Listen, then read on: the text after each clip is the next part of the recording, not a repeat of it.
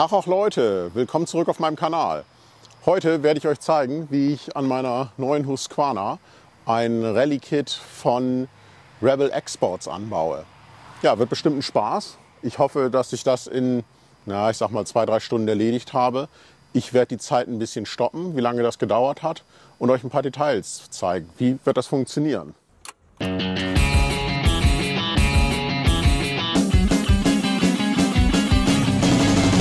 Auf der Ladefläche das Rallye-Kit von Rebel Exports aufgebaut. So kommt das aus der Kiste.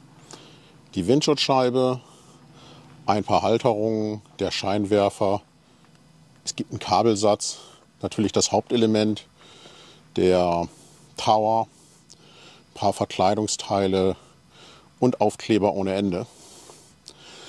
Hier beim Tower kann ich gleich mal ein interessantes Feature zeigen. Man kann dieses Teil hier drehen.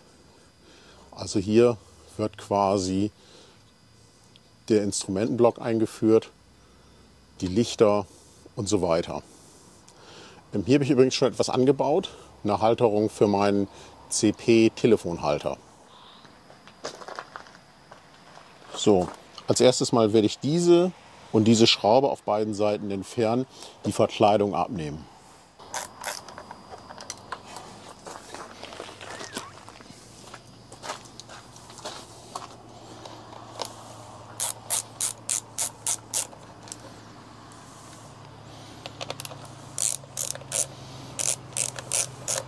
So, hier sind jetzt diverse Kabel. Die werde ich erstmal hier aus der Halterung rausnehmen.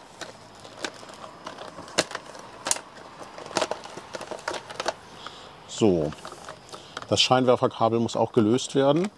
Hier hinten ist so ein Sicherungsclip, den kann man nach unten drücken und das Ding rausziehen. Voilà, schon ist die Verkleidung ab. So, jetzt nehme ich mir einen Seitenschneider und trenne die Kabelbinder hier ab, sodass ich den Kabelbaum rausnehmen kann.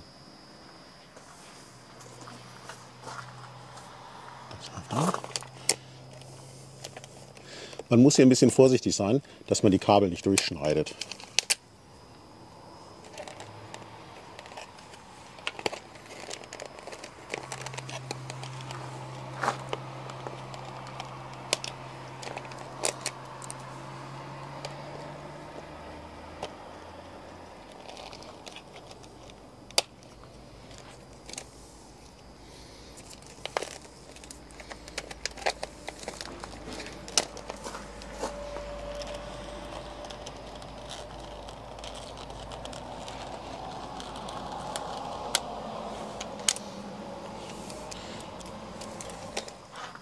So, als nächstes nehme ich einen 13er Schlüssel und mache die Blinker ab.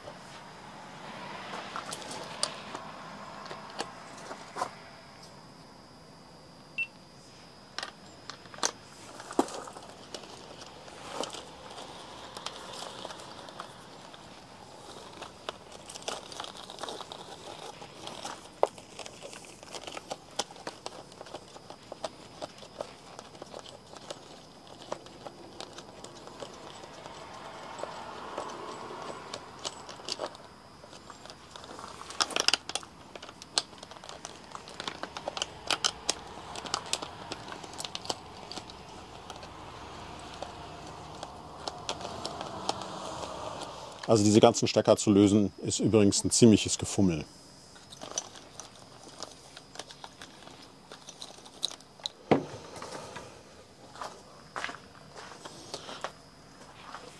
Um diese Kabel hier jetzt, die hier langlaufen, ordentlich rauszukriegen, muss man hier einen kleinen Schnitt reinmachen, um dieses Verkleidungsteil abzubekommen. Das werde ich jetzt mal machen. Ich glaube, ich habe hier nicht das richtige Werkzeug tatsächlich. Ich muss mal gucken, ob ich das hier irgendwie... Ja.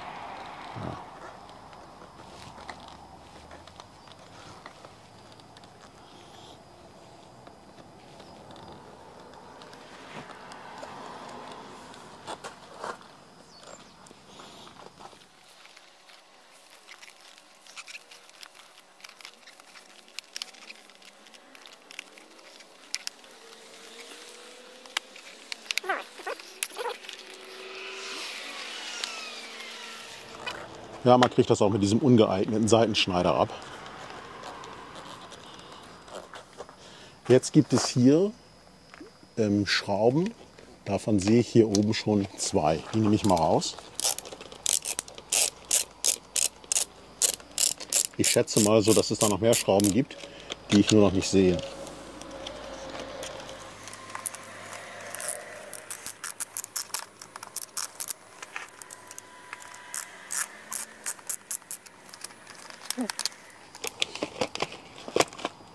Nee, das Ding ist lose.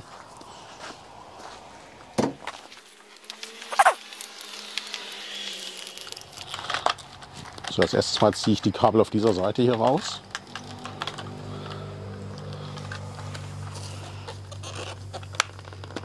Und dann nehme ich die Kabel auf dieser Seite hier vorsichtig raus, dass da möglichst nichts kaputt geht.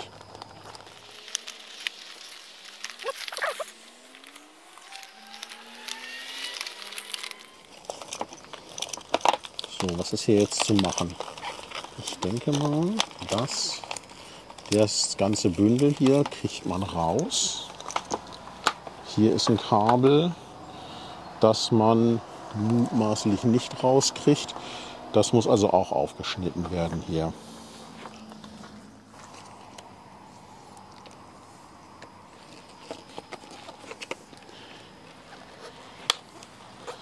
Ich schneide hier einfach weiträumig ein Loch rein.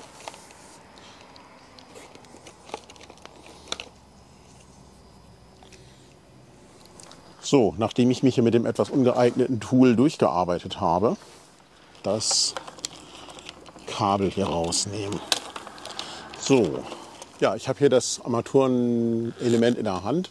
Jetzt baue ich tatsächlich hier dieses digitale Instrument aus, die Warnleuchten und den USB-Stecker. So, ich werde jetzt das Seitenteil hier etwas abmontieren. So, bei der Gelegenheit mache ich die andere Seite auch gleich ab. Man sieht hier, ich habe auf dieser Seite und auf dieser Seite die Plastikverkleidung gelöst und werde jetzt versuchen, dieses Befestigungsteil hier da durchzufummeln. Ja, das geht ziemlich gut. So. Dies ist so eine, ich glaube, es ist CNC gefräst, ein Aluminiumteil. Also ich werde dieses Teil jetzt hier festschrauben. So, leider habe ich nur hier diesen sehr kurzen 13er Schlüssel, mit dem ich jetzt diese Schrauben hier, die Muttern festziehen werde. Das ist natürlich mit diesen selbstsichernden Schrauben eine etwas mühevolle Sache. Benutzt, wenn ihr könnt, eine Knarre oder eine Ratsche, je nachdem, wie ihr das in eurer Region nennt. Bei der Gelegenheit werde ich übrigens auch gleich, bevor das alles ganz fest ist, diese Klammern hier dran bringen. Ich habe das Ganze jetzt handfest gemacht, dass es ein bisschen locker ist. So, jetzt kommt der Moment, wo der Tower an die Halterung geschraubt wird.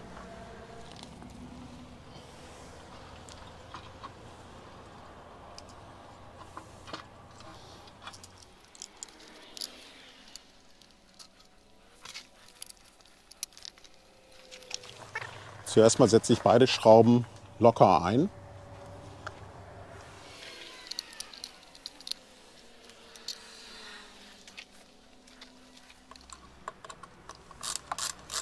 Um die Schrauben dann tatsächlich einfach festzuziehen.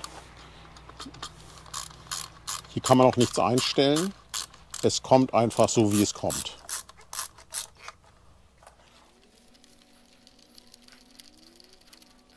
So, hier setze ich übrigens wieder etwas Loctite ein. Ich will ja nicht, dass mir der Tower abfällt.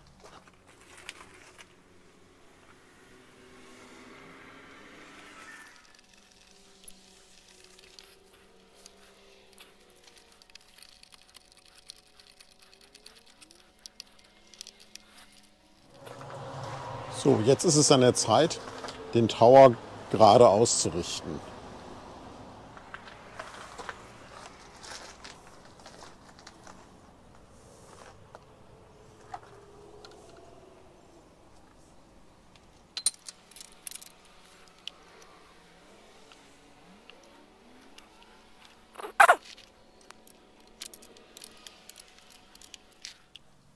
So, der Tower ist gerade ausgerichtet. Jetzt geht es daran, den Kabelbaum da einzuziehen.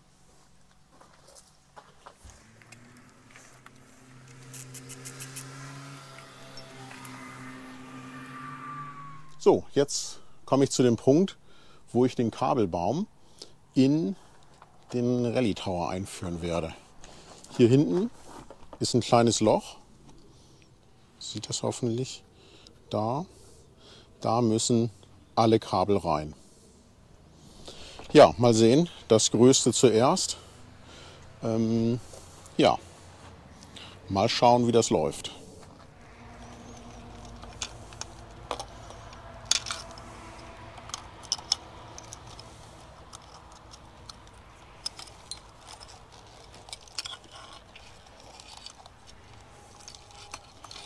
Das ist der größte.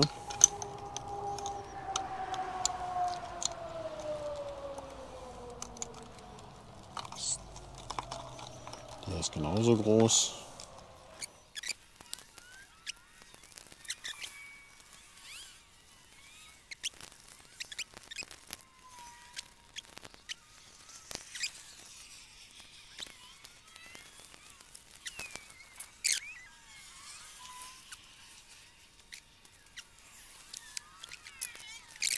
Den Kabelbaum richtig verlegt habe, habe einen kleinen Funktionstest gemacht, ob die Blinker funktionieren oder nicht. Ich zeige euch das mal eben. Man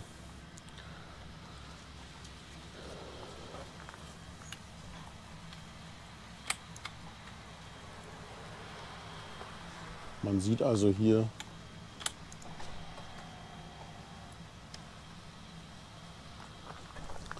Blinker geht, diverse Sachen funktionieren auch.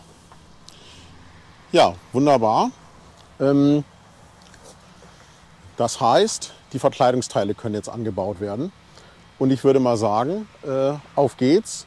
Ich habe schon ziemlich viel Zeit verbraucht, aber ja, das braucht seine Zeit. Vor allem das mit dem Kabelbaum war nicht gerade simpel, den so zu verlegen, dass das auch alles ordentlich fest ist und sich nicht losrütteln kann.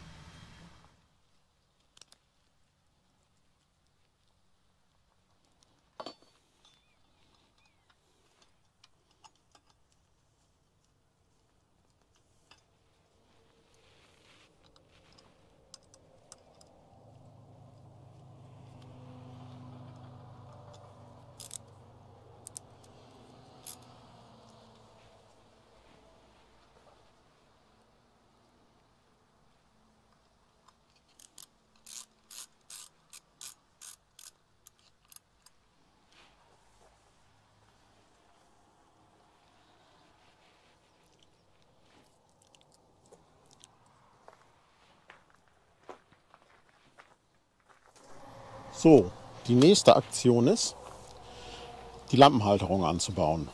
Ich habe hier die Seite. Als erstes mal nehme ich diese hier nur locker reingedrehten Schrauben raus.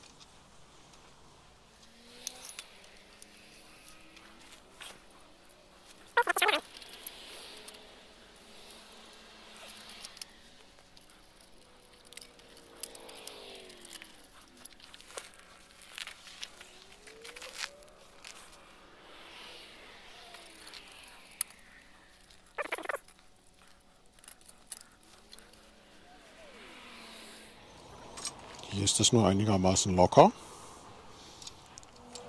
Der Scheinwerfer kann eingebaut werden.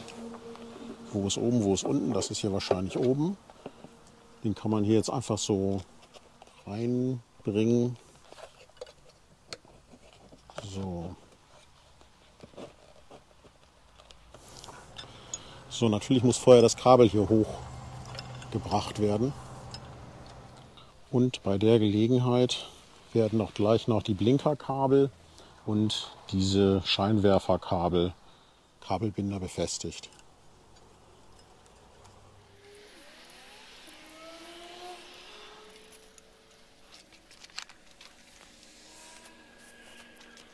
Das ist jetzt der kurze, muss wahrscheinlich, ich würde mal sagen, der kurze muss oben rein.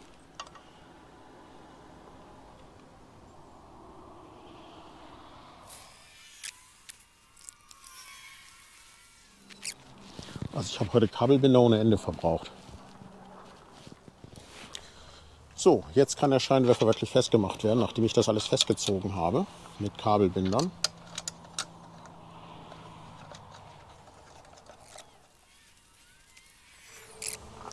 Oh, das ist jetzt wirklich eine sehr schwer erreichbare Schraube hier.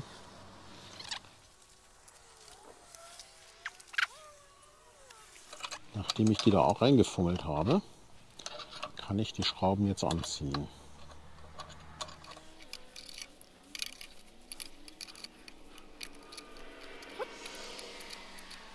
Im letzten Schritt mache ich mir das Leben ein bisschen einfach. Ich nehme hier dieses Klebeband und fixiere damit auf beiden Seiten die Verkleidung so, dass sie gut abschließt.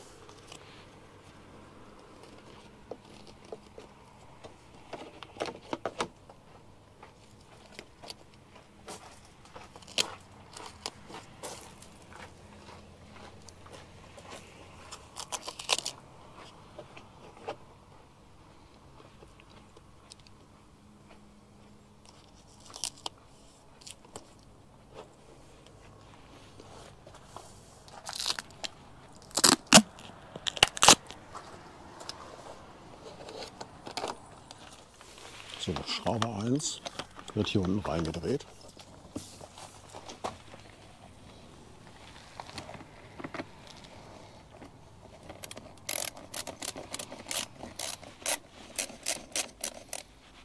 Schraube 2 wird hier gegriffen durch das Befestigungsloch.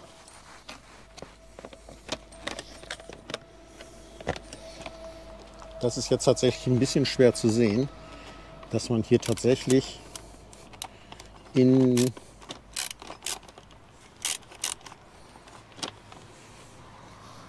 diesem Befestigungsschutz hier reinkommt.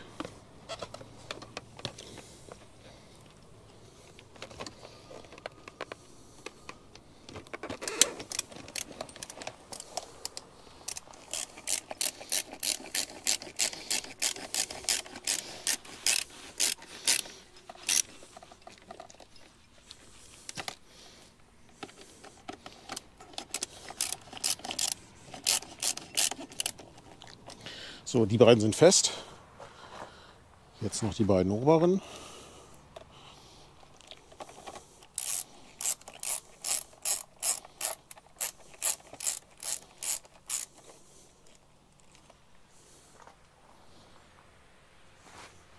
Das ist die zweite.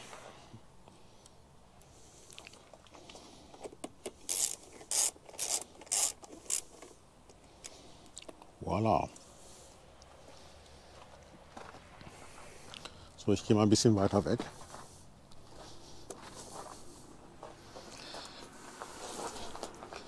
So, man sieht jetzt hier die Verbindungsstruktur zur Scheibe und zum Spoiler ist fertig. Jetzt muss die Scheibe und der Spoiler angebaut werden. Auch da habe ich ein Problem.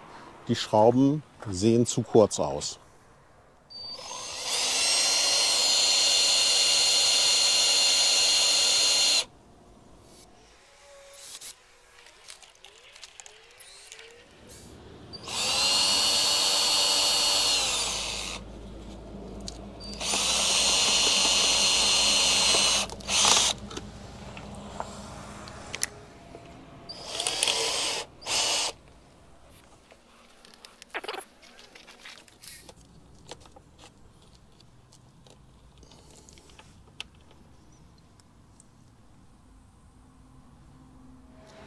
Ja, damit ist das Rally Kit installiert und ich kann mich jetzt quasi dem Aufräumen widmen, den Sattel drauf machen.